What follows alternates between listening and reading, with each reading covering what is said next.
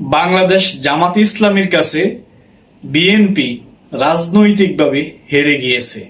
ইতিমধ্যেই তারা হেরে গিয়েছে। এই কথাটা বলার কারণ হলো আমি আপনাদের সামনে একটা ভিডিও উপস্থাপন করছি। চলুন আমরা ভিডিওর কিছু অংশ দেখে আসি।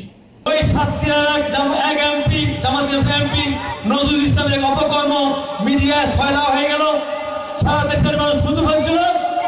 সেটাকে অন্য খাতে প্রবাহিত করার জন্য আমরা কি দেখতে পেলাম, হঠাৎ করে এটা হলো বিএনপির তথা বাংলাদেশ জাতীয়তাবাদী দল বিএনপির প্রতিমন্ত্রী ফরহাদ আজাদ।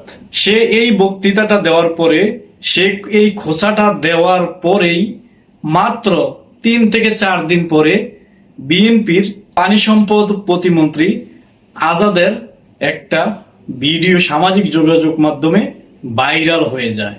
চলুন আমরা এখন বিএনপির পানি সম্পদ প্রতিমন্ত্রী ফরহাদ আজাদের সেই ভিডিওটা কিছু অংশ দেখি। আমি তার আগে আপনাদের কাছে ক্ষমা চেয়ে নিচ্ছি আমি এই ভিডিওটা আপনাদেরকে দেখানোর জন্য।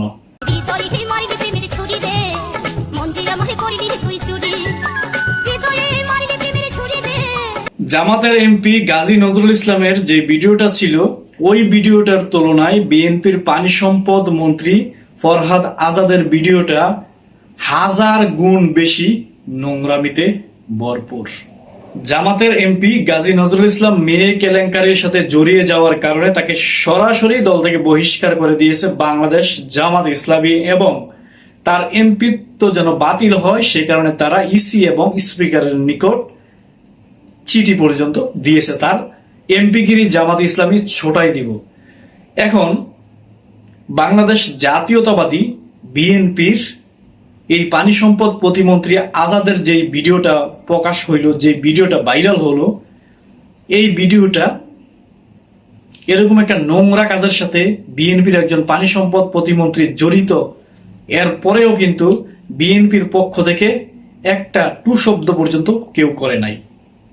এই পানি সম্পদ প্রতিমন্ত্রী ফরহাদ আজাদকে বহিষ্কার করা তো দূরের কথা, তার বিরুদ্ধে বিএনপির পক্ষ থেকে একটা টু শব্দ পর্যন্ত করা হয় নাই। যেখানে জামাত তার একজন রানিং এমপি, একজন মুক্তিযোদ্ধা এমপি, তাকে দল থেকে সরাসরি বহিষ্কার করে দিয়েছে যখন এটা দেখলো প্রমাণিত হয়েছে।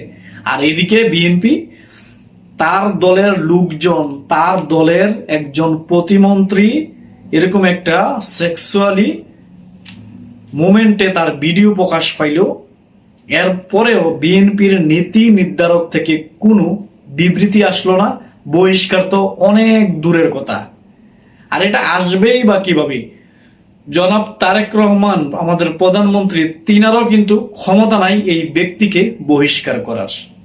কারণ তাকে বহিষ্কার করলে, যাদেরকে নিয়ে তাকে বহিষ্কার করা হবে, সে আবার অন্যরা যারা মেয়ে কেলেঙ্কারির সাথে জড়িত তাদের ভিডিও পাস করে দিয়েই যাবে। এই যে আমরা যেখানে জামাত তার এমপি কে সরাসরি বহিষ্কার করে দিয়েছে, আর এদিকে বিএনপি তার মন্ত্রীকে এখন পর্যন্ত কোনো বা তার বিরুদ্ধে বা তার প্রতি তার ব্যাপারে কোনো বিবৃতি পর্যন্ত তারা দেয় নাই, একটা কথা পর্যন্ত বলে নাই। তো এখন কিন্তু জনমনে একটা প্রশ্ন উঠেছে যে বিএনপি তার প্রতিমন্ত্রীর বিরুদ্ধে এখন পর্যন্ত কোনো বিবৃতি দেয় নাই, তাহলে কি বিএনপি যেই সালাউদ্দিন আহমেদ যেই মদিনা ইসলামের কথা বলছিল, মদিনা ইসলাম বাস্তবায়ন করছে এই মহিলার সাথে উলঙ্গ অবস্থায়? তো এই ব্যাপারে একটা কমেন্টে